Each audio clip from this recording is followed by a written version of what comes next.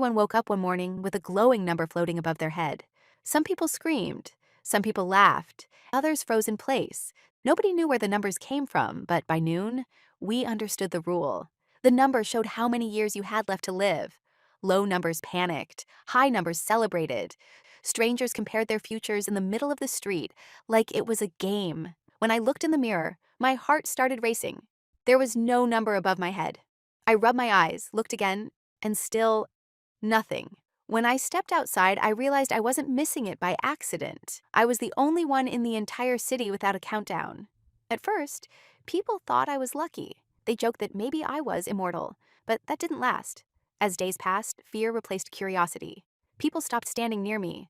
Parents pulled their children away. Life changed fast. Employers stopped hiring people with low numbers. Couples broke up when one countdown was shorter than the other.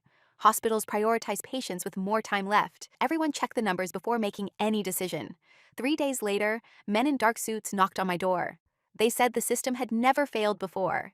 Every human being had a number. If I didn't, it meant I wasn't supposed to exist. They took me to a facility underground, filled with screens showing millions of people and their glowing countdowns. That's when they showed me the truth. The numbers weren't predictions, they were limits. The moment a number reached zero, the system made sure the person died exactly on time. Accidents, illnesses, sudden failures, all carefully arranged. And me? I had no limit, no ending scheduled. I wasn't an error. I was outside the system. That was when I realized the numbers weren't a blessing. They were a leash. Everyone else was living on borrowed time, counting down a future they couldn't escape. And now that the system knew I existed, it wanted to fix its mistake.